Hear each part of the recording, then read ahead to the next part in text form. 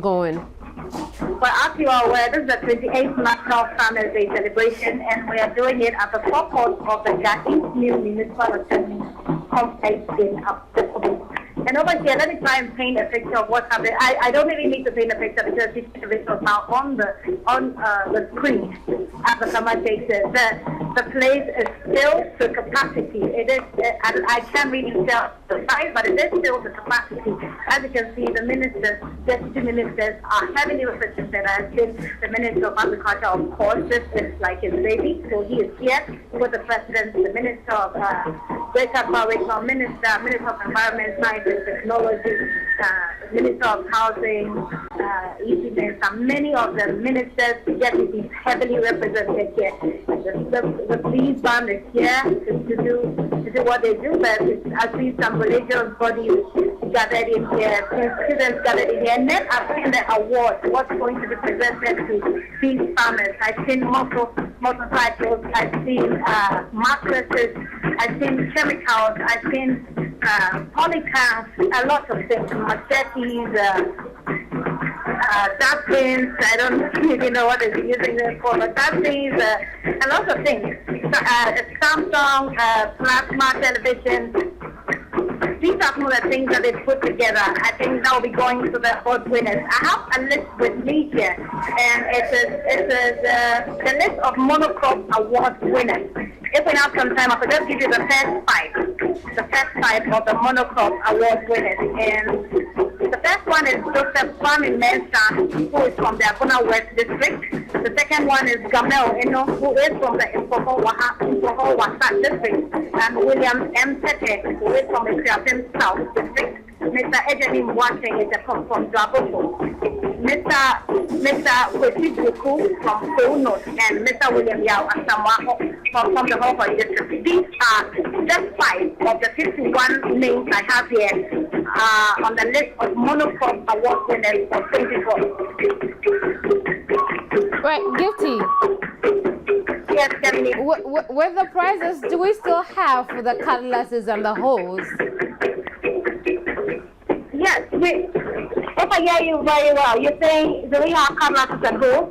Yeah, being given out as prizes. Yes, it's part of, they are packaged. There are different things put together in their package. I've seen some vehicles around though, but I do not know how they're going to be sharing them. But they are packaged, and each of the packages have some cutlasses. Yeah. Do you have an idea who is taking home the overall National Best Farmer Award? No, I do not have that idea, but I did hear one of the actors refer to one of the people that was close to me as National Best Award winner. I don't know, but I wasn't sure that he was the one, but I don't have it here in the list that I've been given. And I suppose that you will get to know when the program has just commenced. The president came not so long ago. The program has just commenced, so I don't have that info now. Right.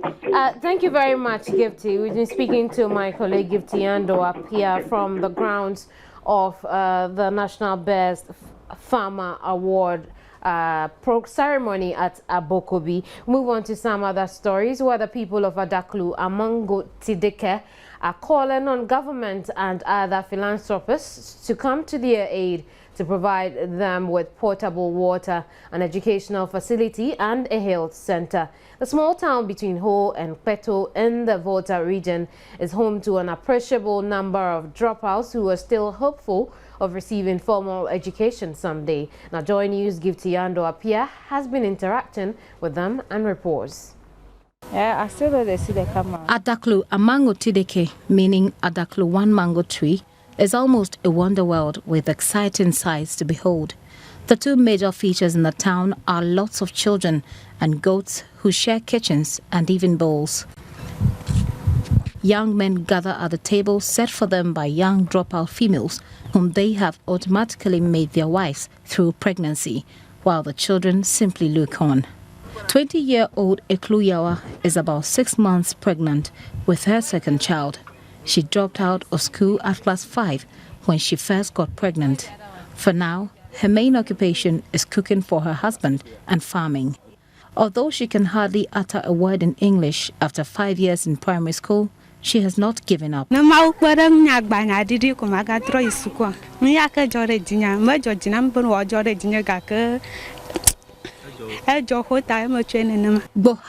is 18, a JHS 3 dropout. Her second child is 1 month old. She has limited knowledge on contraceptives and say condoms are sold only in neighboring Ho and Petoi, which are far from her town. She also hopes her dreams to go back to school will one day become a reality. The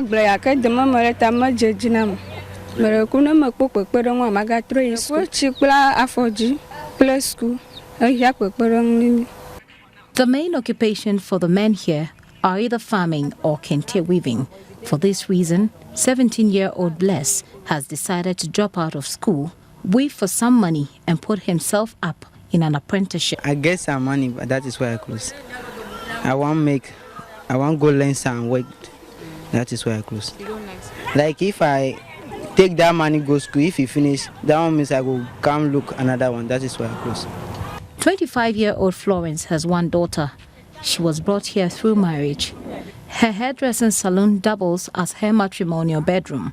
She fears the structure she lives in might break down one day because it has started leaking terribly.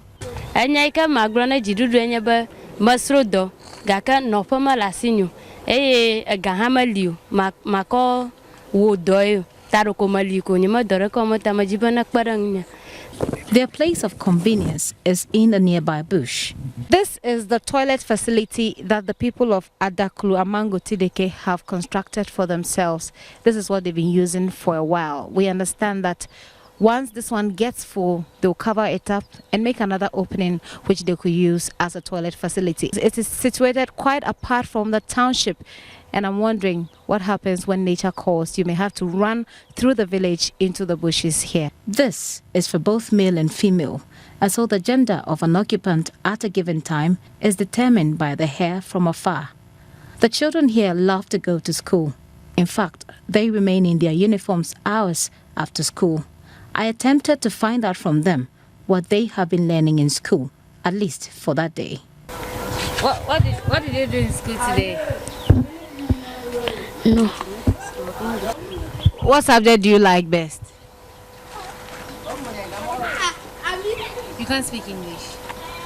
Can you speak English? No. Do you speak English in school? Where do you go to school? Gafrakwete. What's the name of your school?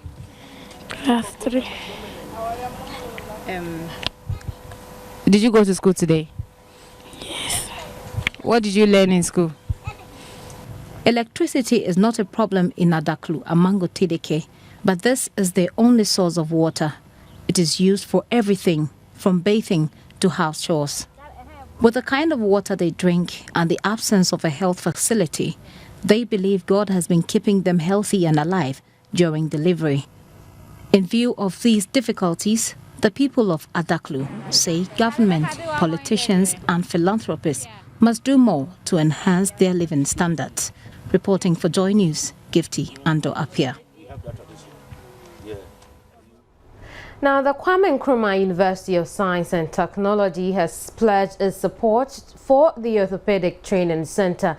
The school says it will help in whichever way it can to provide quality healthcare for delivery for disabled persons who require prosthetics and artificial limbs. Dr. Jacob Ahmed, head of biomedical engineering at the school and Komfo-Anokye Teaching Hospital, made this known in a speech read on behalf of his Vice Chancellor while commissioning a 3-unit classroom block for training orthotics at Nsawam.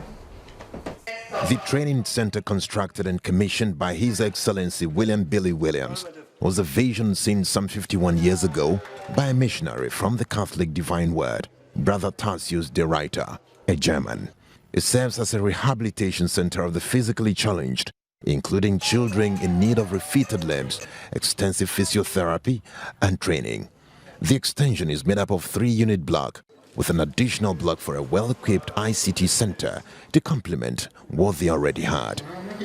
Australian High Commissioner Billy Williams said he is humbled by the partnership between the two countries, and this only offers him joy and satisfaction. This is just a wonderful partnership between Australia and Ghana, with the work of the OTC as the focus to produce this wonderful training centre, an ICT lab with our support, and what it will do for the training in the centre in orthotics and prosthetics, and to help the capacity in Ghana to meet a need for people with disabilities, to build an inclusive society, provide opportunities for people. I feel very, very pleased to be a partner with Ghana in this venture. Mr. George Kumi, who, on behalf of the Deputy Minister of Health, Roger Metal Nunu, recounted how important the centre had been, not only to Ghana, but also the sub-region. He pledged the Health Ministry would do its best to offer support. And from all indications, might be the next public university in Ghana, thus fulfilling the promise of the President of the Republic of Ghana. We hope that this will lead to the creation of a public university for the eastern region of Ghana. I said the ministry has already sent a technician on a training course in Tanzania who would return to Manda Center. The Kwame Nkrumah University of Science and Technology, however, has put before the center two options to choose from. That is one. If the center wants to establish on their own and affiliate to KNUST, they will have to go through the tax net. Tax, not money tax, but the accreditation board, and then some stringent requirements from KNUST. The other option is, if the center wants to be an off-campus of KNUST, then all these taxes are waived. Australian government direct aid program, which assists communities to alleviate poverty and hardship, provided funding for the project. Now, the New Patriotic Party has described the president and the flag bearer of the National Democratic Congress as having confusion in his mind. This follows the president's mockery of Nana Akufo-Addo's housing policy for Kayaye or headquarters and vulnerable workers like street hawkers. According to the NDC flag bearer, this promise is the most insulting promise to the people of Ghana, adding that it was a sign of the NPP's desperation to come to power. President Mahama was speaking at a party rally in Savelugu in the northern region on Wednesday. Because you are desperate to win, you are promising free everything. I'll give free healthcare to children under 18. It's being implemented already. Then he says, oh, we'll give free hostels to Kayaye. That is the most insulting one. That is the most insulting one. So our girls should remain there and continue to carry people's goods. You must, if you have a sickness, you must go to the cause of the sickness. You don't treat the symptom. If you have malaria, you don't treat the fever. You must treat the malaria, because it's the malaria that is causing the fever. So if you are treating the fever, you go and chew paracetamol. But if you are treating the malaria, you go and take artesunate. And when you take artesunate and it cures the malaria, the fever will stop. And so if you want to solve the problem of Kayaye, then you will do what NDC is doing. We are going to the south, we are registering our little sisters who are Kayaye there. We are putting them in training, we are teaching them how to be dressmakers, how to be hairdressers, how to be able to do work with their hands. We are giving them sewing machines and other equipment, and then we are bringing them back to come and settle so that they can do work for themselves. That is how to treat the Kayaye problem. That is how to treat the Kayaye problem. Not go and treat the fever and say we'll give them free hostels in Accra so that they'll remain there permanently and be carrying people's goods. That is not the solution. In a rebuttal, the NPP having provided a sketch of how the structure will be constructed to perhaps show their seriousness, did not hesitate to slap the president right back. At a press conference organized by Akufo-Addo's campaign chairman, Boakye Jacko said The president's comments meant he was out of touch with the needs of Ghanaians. President John Dramani Mahama, in a Savulugu address,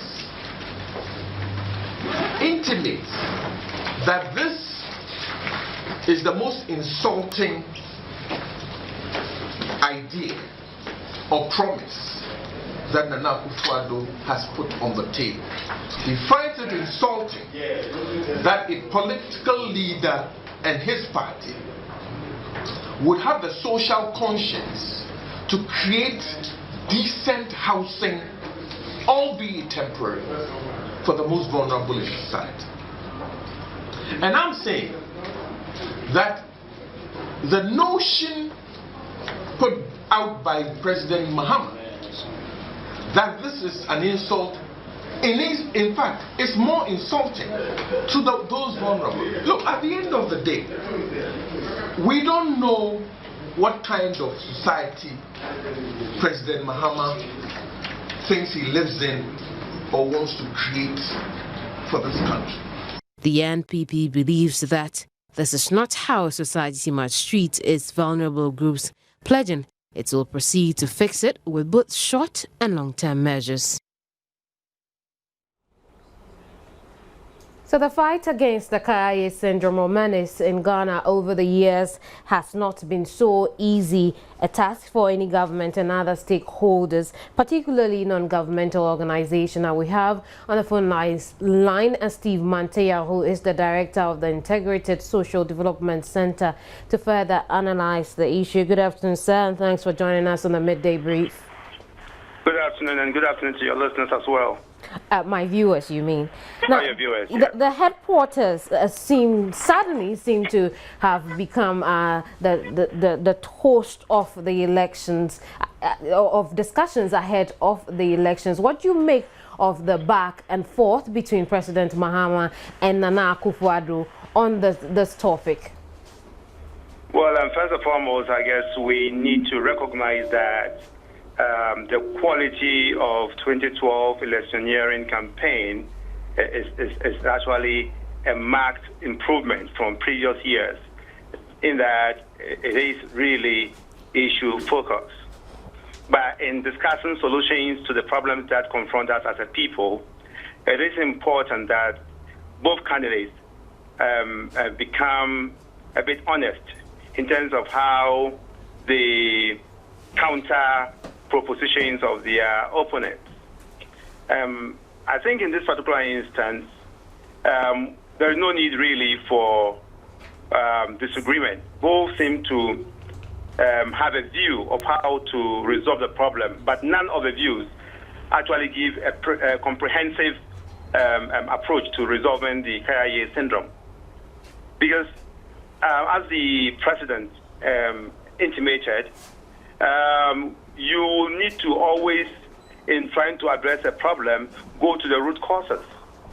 But it doesn't also mean that you neglect the symptoms, especially in the treatment of malaria, as he cited. For example, when you go to a hospital, yes, you are given malaria drugs to treat the malaria itself. But then you're also giving paracetamol or painkillers to deal with the fever.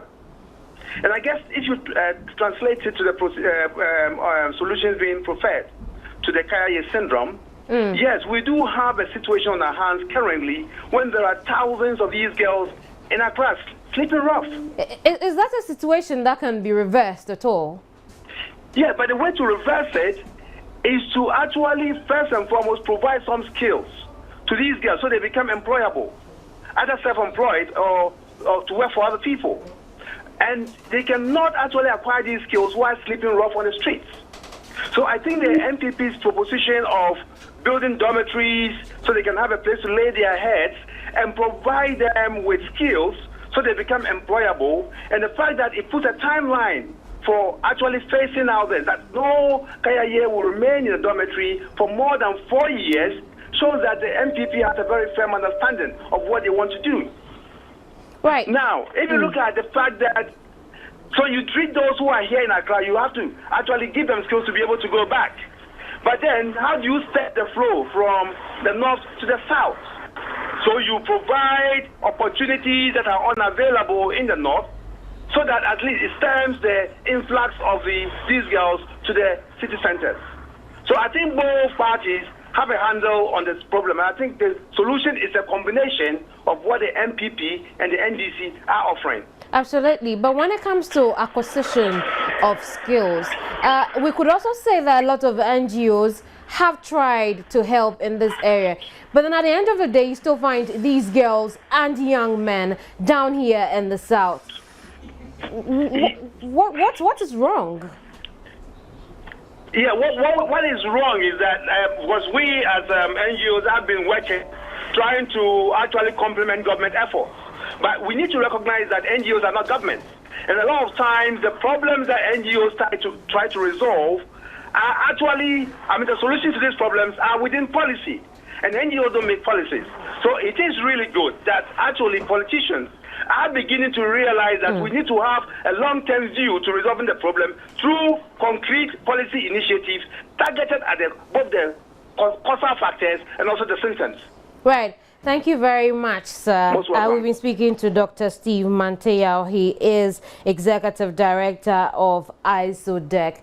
Now we cross over to the Malamata market and speak to a head porter. Let's find out really what is their want. So you're watching live visuals from the Malamata market, and I believe that is head porter in our shot there, lying on her headpan, preferably taking a rest after having worked half the day.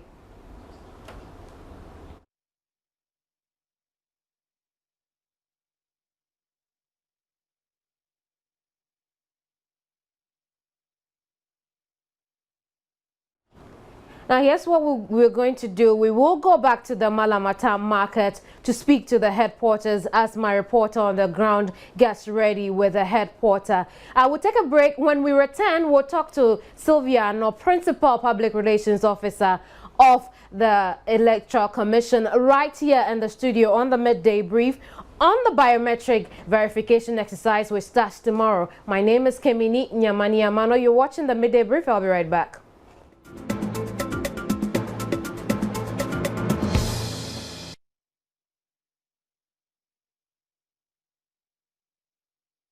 News is topical.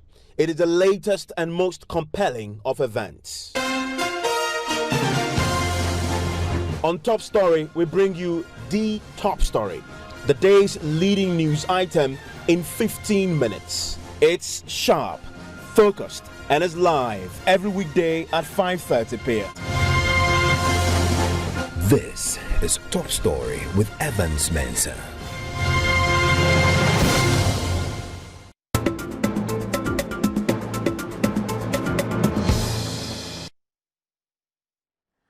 Welcome back. You're watching the Midday Brief. Now, the Electoral Commission will pilot the new voter verification process at selected polling stations in all the 10 regions on Saturday 3rd and Sunday 4th November 2012. The pilot exercise is to stimulate the voting process using the biometric verification equipment. It will be conducted in 2 phases. The first phase will take place, like I said earlier, Saturday 3rd November, while the second phase will take place on Sunday 4th November from 7 a.m. to 5 p.m.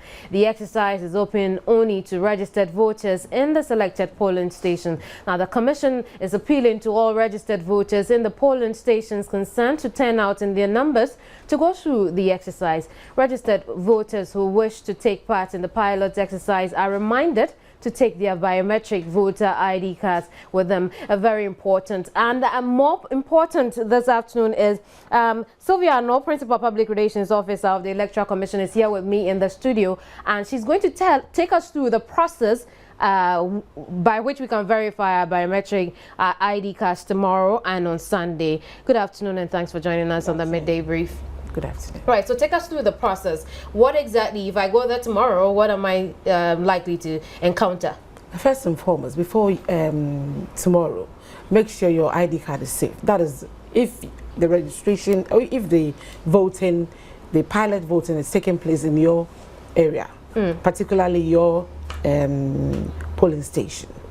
Make sure your ID card is safe. We are just preparing for 7th December, so we need to do the right things. You get your voter ID card ready for tomorrow.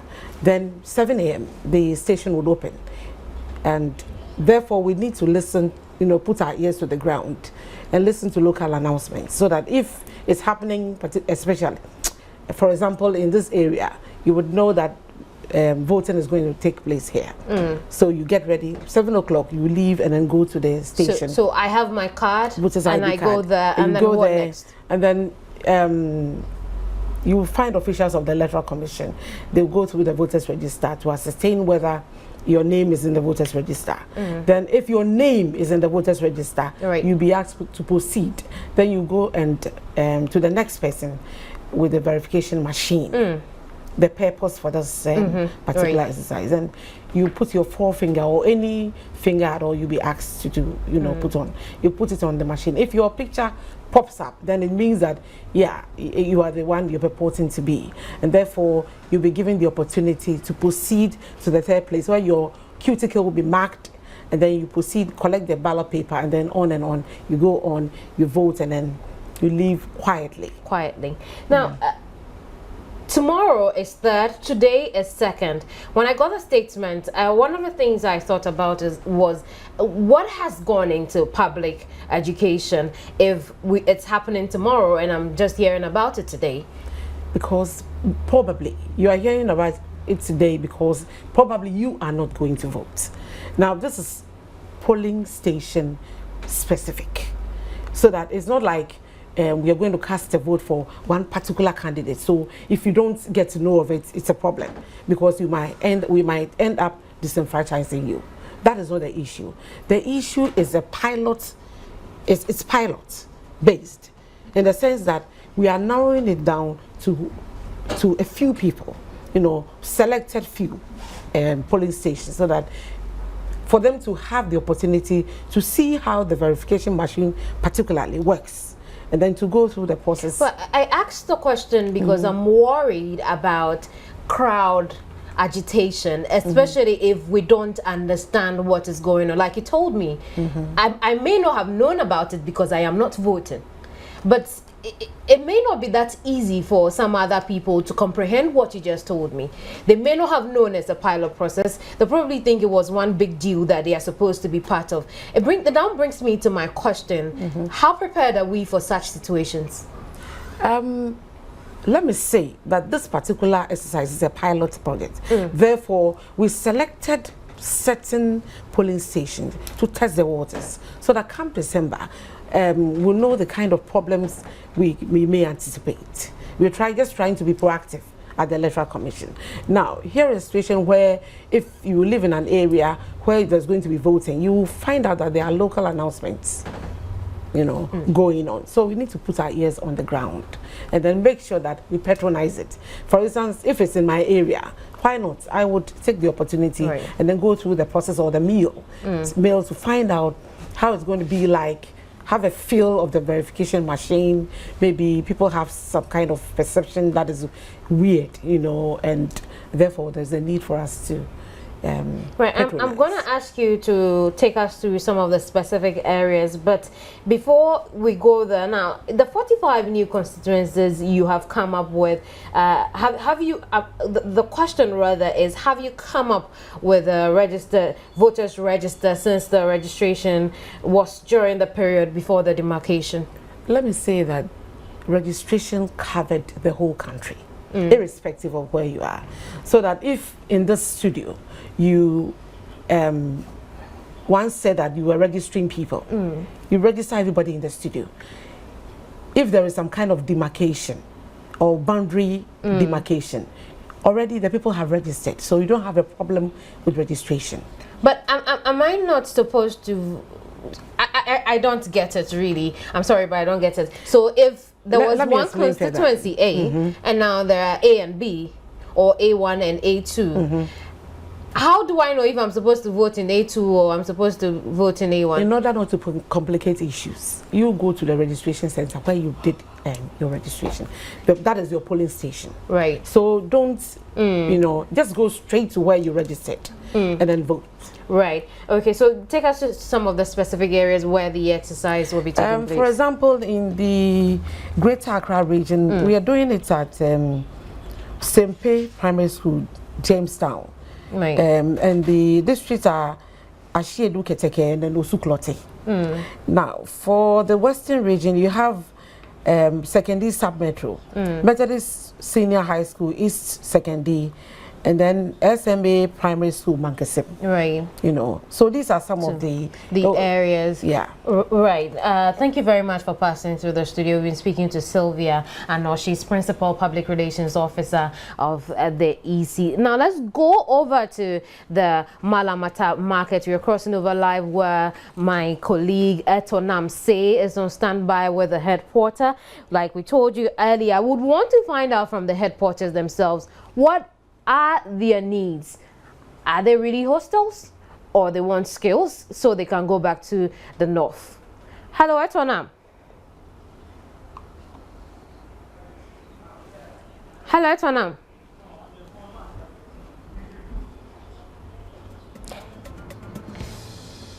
Well, obviously, we do not have Etonam. Time now for some wellness tips. You're watching the Midday Brief. We'll be right back.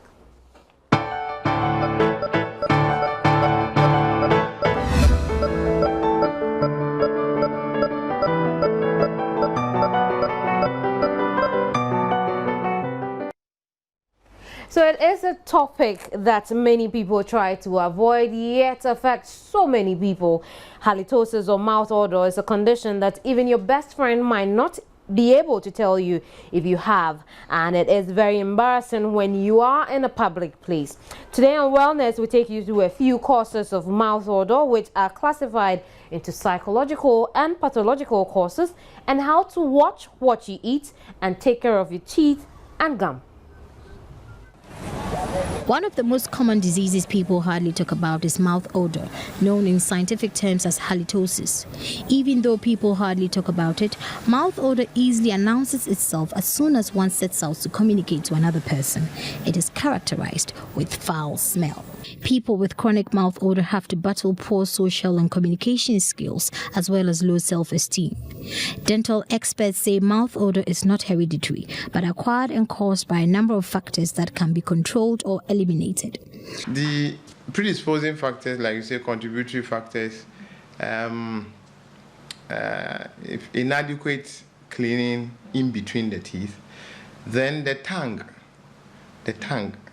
contains a lot of projections, and these bacteria tend to hide in there, and they then break down protein products. Certain acts, activities and foods have been labeled as mouth odor causing compounds, and some foods are also considered to cause transient mouth odor in humans. Certain foodstuffs, like a lot of dairy food, proteins, milk, chicken, dairy food stuff, because some of the breads smell like rotten eggs, So it's the bacteria which is producing what we call volatile sulfur compounds, and it's these compounds which are obnoxious to the smell, you see. Then, of course, where you see bleeding gums, then associated with bad breath, then obviously it means the person is not cleaning the gums well. Okay. So once you sort that out, the bad breath must go. Here's an example test to check if your mouth needs odor rescue.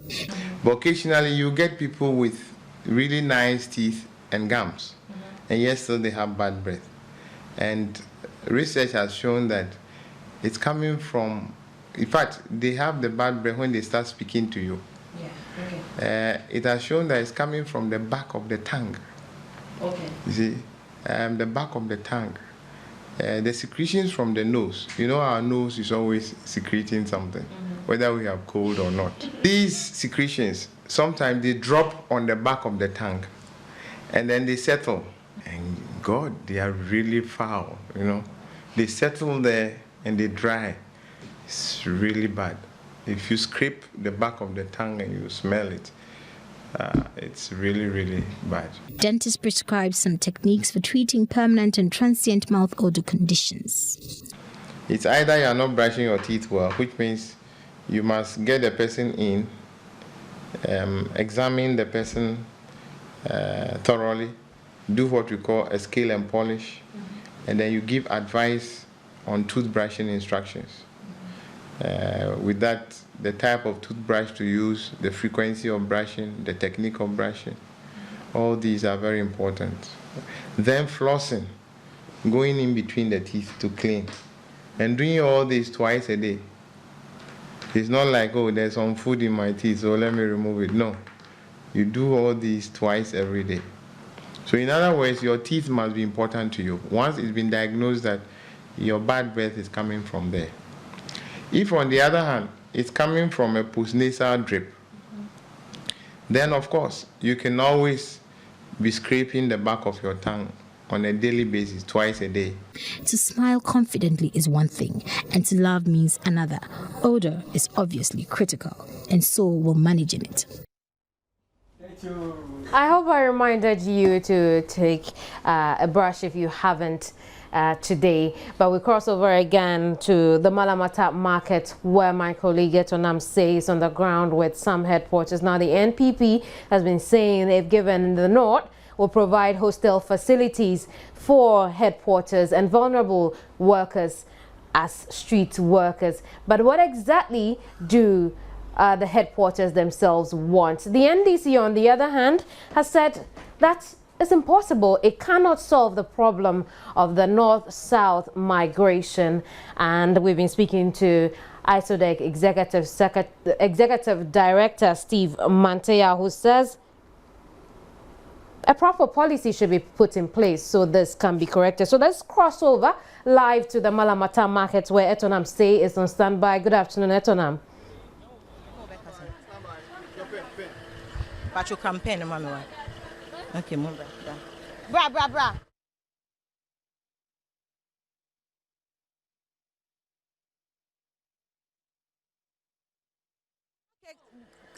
Good afternoon, viewers, and thank you, Kemini. We are currently at the Malamata market, and we are here with head porters. We are here to find out from them, the various political promises we've been having.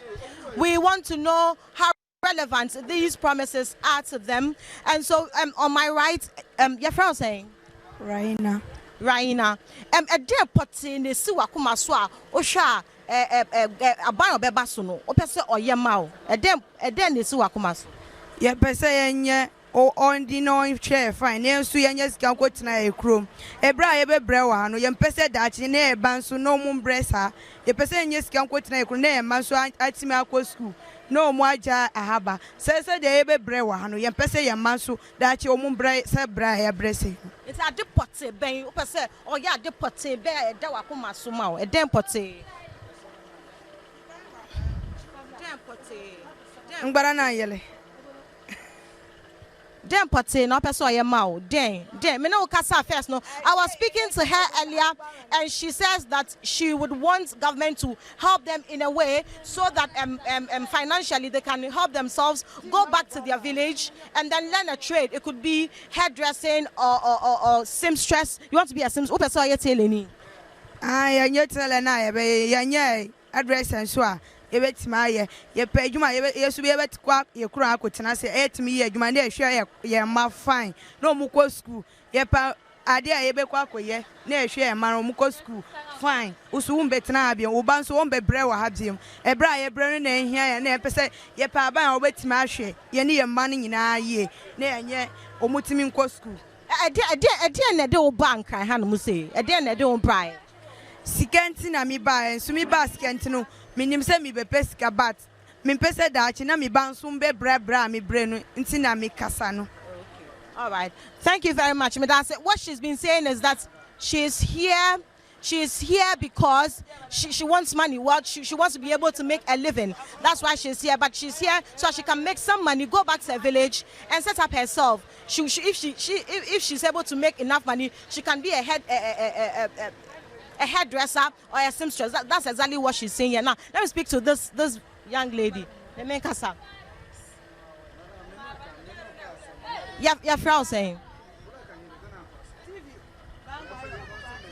Okay, that's a little mix up here. This gentleman here, This gentleman here says that he's the head of the porters, and then he wouldn't want us to speak to them until we seek permission from him. He just walked in here in the middle of the interview, and so we'd want to speak to him, to find out what exactly the situation is, Okay. It's my name, Casabra. On person. Okay.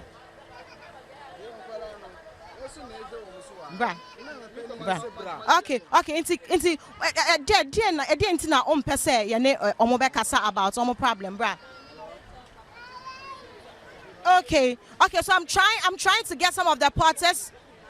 I'm trying to get some of the porters to speak to us, but there's a bit of a mix up here. Their head wouldn't want us to speak to them, and so I'm trying to find out why he wouldn't want us to, find out why he wouldn't want us to speak to him. Your friend is saying.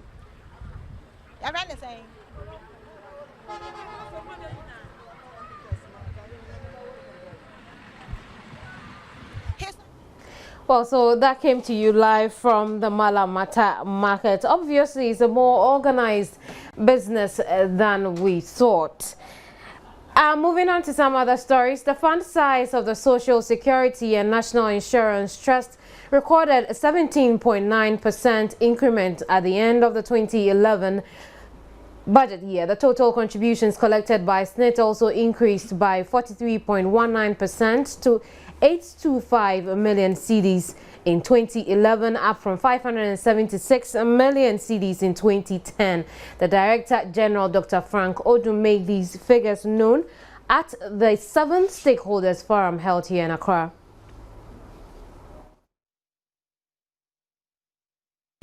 SNIT's total investment portfolio as of December 2011 was 3.42 billion Ghana cedis, up from 2.90 billion Ghana cedis recorded in 2010. Budget cuts and good investments accounted for the growth of the fund size. More members are coming in and we're getting more contributions. And of course, we also trimming our admin expenses down quite considerably. And so we have a bit more reserve after we do the investment, and that's what creates the fund size. And we're doing good investments too, so the returns and everything all together improves the fund size. But remember that the fact that the fund size is growing does not mean that there's too much money there. It's also in the same way, if we look at the presentation I made, our pensioners are also growing very quickly, and so it means benefit outlay is also going to be high. And so and the more members you get, the more liabilities you are creating. Even with the increment in fund size, pensioners still do not see it reflect in their pockets, as some receive monthly benefit of less than 50 cedis. The pensioners are asking authorities to increase their benefits. We have this association. We see to it that maybe our pension will be upgraded so that we get 100 cedi as the minimum pension, because the highest paid pensioner gets 112,000 cedis a month. We live in a social society where we go to the same market. They don't tell you that you contributed little. Incidentally, at the time we were contributing, salaries were very, very low. Ministry of Social Welfare, for example, knows that the money we are getting is not enough. So we intend going to government to sit with NPRA, the SNIT board and others to see to it that they upgrade it for us. Meanwhile, the National Pensions Act 776, which was passed in 2008, seems to be a major challenge to SNIT. According to its Director General, the pension law, which sought to improve benefit packages without corresponding increment in contributions, had created a gap between the amount raked in and what is giving out.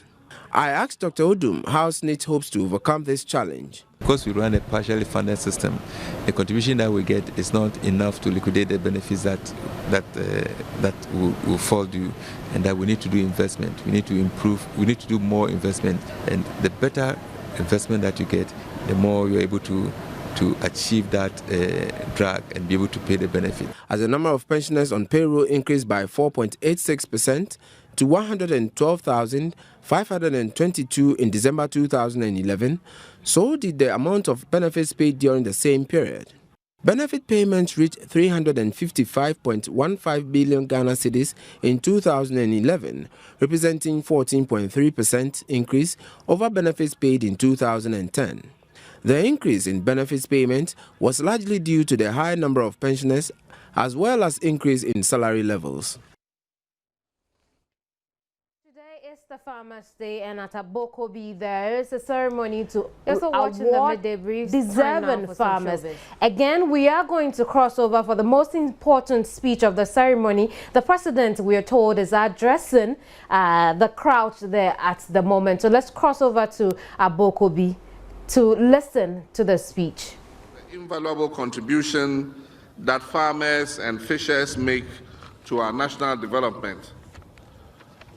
The National Farmers' Day, as we all know it, is celebrated on the first Friday of December of every year and is observed as a national holiday. This year's first Friday of December coincides with our national elections, for which reason we decided to fast forward the celebration of the Farmers' Day to today, the second day of November. Let me reiterate, therefore, that today is not a national holiday and is not observed as a holiday. The statutory holiday is and still remains Friday, the 7th of December, 2012. And so what it means is that 7th of December, the day on which we hold the national election, is going to be the Farmers' Day holiday. And that's when we can enjoy that holiday. But today, if you are not at work because you thought it was a holiday, you better get up and dress up and go to the office.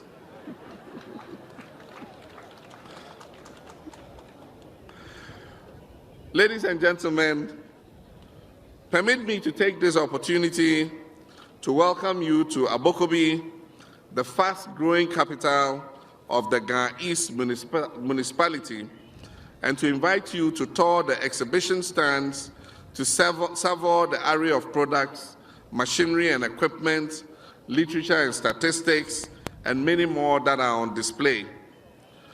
The exhibitors, producers, agro-processors, distributors, traders, exporters, technicians, machine manufacturers or their representatives, financial institutions, consultants, and others are key stakeholders of the agricultural value chain. Distinguished Chairman, we should be very concerned about our food security in all its aspects, given our fast-growing population, the impact of climate change which we are witnessing, the tight global financial situation, fuel prices, and the global food price increases, which, if not managed comprehensively, will impact negatively on our ability to feed ourselves and to secure the future of ourselves, our children, and our children's children. Agriculture holds the key for reducing rural poverty and increasing development in the country and in Africa as a whole. As studies and empirical evidence attest that increasing agricultural productivity by 1% leads to a corresponding 0.72% reduction in rural poverty, compared with an 0.48% reduction in other sectors of the economy. The days of hoe and cutlass agriculture are fast becoming a thing of the past. Farming is no longer an occupation that we leave to our aging parents or grandparents in the village. It is a profession to which science must be applied to receive the right results. Production must not be based on subsistence agriculture, but must be targeted at the marketplace. Ladies and gentlemen, this has been the focus of the NDC government, and discerning Ghanaians will attest to the fact that despite the protracted challenges in the global food market and economic situation, which resulted in high food prices around the world and gave rise to social and political unrest in some parts of our continent and elsewhere, for example, the Arab Spring, our nation, Ghana, has been spared the scourge of food insecurity and has come out unscathed as our industrious farmers turned out 25 million metric tons of roots, tubers, and plantains, and 2.6 million metric tons of cereals to sustain our country last year. Our cocoa farmers, as usual, provided an estimated foreign exchange cover of about $2.03 billion from bean export earnings in 2011. Efforts by government to increase cocoa output to 1 million metric tons was realized in 2011 with an output of 1,024,000 metric tons. This represents an increase of 28.1% from the previous season's output. The achievement demonstrates the strategies of disease and pest control programs, the use of fertilizers, and the increase of producer price of cocoa by government are yielding positive results. Also, our livestock rearers and fishers not only provided the nation with its important protein requirement, but also generated $32.34 million in foreign exchange from fish, seafood exports as one of the leading categories of non-traditional agricultural exports. If I'm to go a bit into detail, it will be noted that agricultural output has increased consistently in the crop, livestock, and fisheries sectors since 2009, when the NDC launched its accelerated modernization of agriculture program. This program was intended to quicken the pace towards full domestic food security, increase agricultural exports, improve farm incomes, value addition to agricultural raw materials, employment generation, and alleviation of poverty. We have since achieved a lot through productivity-enhancing strategies, including timely availability of needed farm inputs, opening up of marketing opportunities, and scaling up of finance and credit support for agricultural purposes. Indeed, agricultural land under cultivation has increased by 2%, from 7.3 million hectares in 2009 to 7.5 million hectares in 2011. Irrigated agricultural lands have also increased from 29,804 hectares in 2009 to above 30,000 hectares in 2011. Rice production in Ghana has also increased from 181,000 metric tons of milled rice in 2008 to 295,000 metric tons in 2010, marking a 63% increase in local production, and 278,000 metric tons in 2011, marking a 54% increase in local production in 2011 over the year 2008, using 2008 as the base year. Ladies and gentlemen, Ghana produces about 53% of her rice requirement locally. This is up from 30% in 2009 and has thereby reduced rice imports by as much as 30%. Maize production has increased from 1.5 million tons in 2008 to 1.9 million metric tons in 2010, marking a 27% increase in maize production. And in 2011, it was 1.7 million metric tons, still marking a 13% increase over the base year of 2008. Cassava increased from 11.4 million tons in 2008 to 14.2 million tons in 2011, marking a 25% increase in cassava production alone. Distinguished ladies and gentlemen, bear in mind that inclement weather is adduced for the slightly lower output in the grains and cereal production in 2011 relative to 2010. Yams from 4.9 million metric tons in 2008 increased to 5.9 million metric tons in 2011, marking a 20% increase in production. And plantain from 3.3 million metric tons in 2008 increased to 3.6 million metric tons in 2011, marking a 9% increase in production. The cotton industry, which had collapsed, has been revived, and in the 2010-2011 agricultural season, 200,000 hectares was cropped by 23,000 farming families to produce 17,000 metric tons of seed cotton with an estimated lint production of 6,655 metric tons. Meat production increased by 17% from 100,935 metric tons to 118,504 metric tons. Poultry increased by 32% from 31,000 metric tons to 41,000 metric tons in 2011.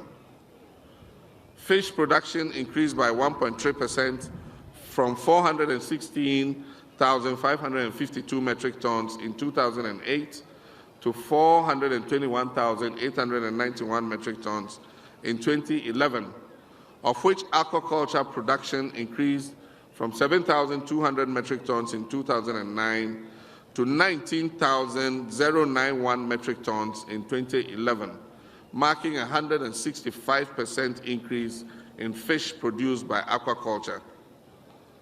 For the same period, export earnings from fish and fishery products increased from $158 million to $256 million, an increase of 62% in earnings of export of fishery and fishery products. This achievement can only be credited to our hard-working farmers for responding to the government stimuli that has been provided. The nation cannot thank our farmers enough, and therefore I stand on behalf of the whole of Ghana to say Ayiko to all Ghanaian farmers. An increasing number of our youth are seeing agriculture as a profitable and attractive venture and are therefore taking to agriculture. The Youth in Agriculture program has been a remarkable success, and government intends to expand it. I also wish, like the Minister did, to salute the National Service Scheme for the projects they are doing in agriculture and the interest they are generating amongst our young people, National Servicemen in agriculture. I had the opportunity to visit the National Service Farm at Comenda, and I was amazed at the work that they were doing there. I wish to take this opportunity to salute the National Service Scheme and all National Servicemen for the fantastic work you're doing. Ladies and gentlemen, it is a commitment of this government to sustain this achievement in the agricultural sector by a continuous acceleration of its development. In the second term of our administration, God willing, and I know God is willing, for which we are seeking the mandate of the good people of this country on December 7th, our economic transformation will be hinged on agricultural modernization as a major pillar for economic advancement. This pillar will be propelled by two main strategies. The first involves the implementation of the Food and Agricultural Development Policy, which we popularly call FASDEP, and the corresponding investment plan as detailed in our medium-term agricultural sector investment plan, which we call METASEP. The key elements of this strategy would include transformation of the agricultural sector from a resource-based to a technology-based industry, emphasis on irrigation agriculture, that is expanding the amount of farmland under irrigation, provision of subsidies for improved seeds, breeders, stocks, pesticides, fertilizers, machinery, and other inputs to farmers, promotion of selected crops for food security and exports, enhanced returns, particularly for small-scale farmers, through equitable access to resources and services, and the promotion of high-value crops, value-added processing, and agro-processing. Encouragement and support for farmer-based organizations, FBOs, nucleus outgrower schemes, block and contract farming schemes. Establishment of industries which have backward linkages to our agricultural resource base. Construction of storage facilities, silos, cold storage units, and modern markets in strategic locations to minimize the menace of post-harvest losses. And then implementation of the Ghana Commercial Agricultural Project, particularly as it relates to strengthening investment, promotion infrastructure, facilitating secure access to land, and securing public-private partnerships and smallholder linkages in the Accra Plains, the Sada Zone, the Afram Plains, and other such areas of Ghana. Let me use this platform to request the good people of the country to read the NDC 2012 manifesto for details of these commitments and plans.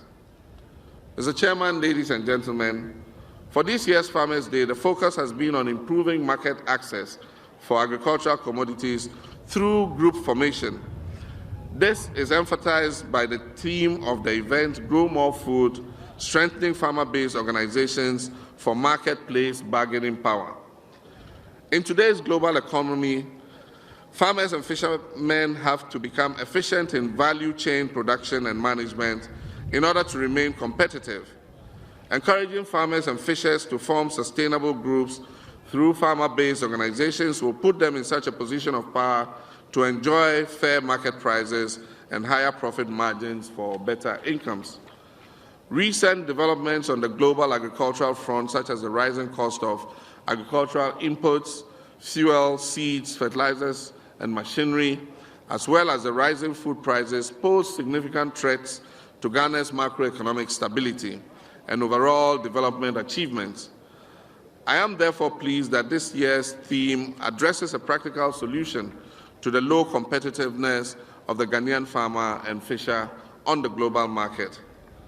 Distinguished Chairman, permit me to acknowledge our development partners for their goodwill and unflinching support to our objective of reducing poverty and attaining economic growth through accelerated agricultural production. I wish to express the appreciation of the government and the people of Ghana to all companies, organizations, and individuals for having supported in cash and kind the organization of this year's Farmers' Day. Indeed, let me use this opportunity to thank the National, Regional, and District Planning Committees for their diligence and commitment in planning and organizing successful celebrations throughout the country. Mr. Chairman, ladies and gentlemen, to all those receiving prizes today, I say a big congratulations, Aiko, for your tremendous efforts and sacrifices to help achieve a better Ghana. You no doubt deserve this national recognition and accolade. We're proud of you, and indeed, may you serve as bright examples and a source of motivation to the people in your communities, in your region, and the nation as a whole. Mr. Chairman, distinguished ladies and gentlemen, I ask the people of Ghana to join me to wish our industrious farmers and fishers a festive and memorable Farmers' Day celebration. I thank you for your kind attention, and may the good Lord bless our homeland, Ghana. Thank you. His Excellency. So that was a live from Abokobi, where this year's National Farmers Award ceremony is being held, specially extending the midday brief. Thanks for joining me throughout the hour. So my name is Kemini Nyamani Amano. Goodbye.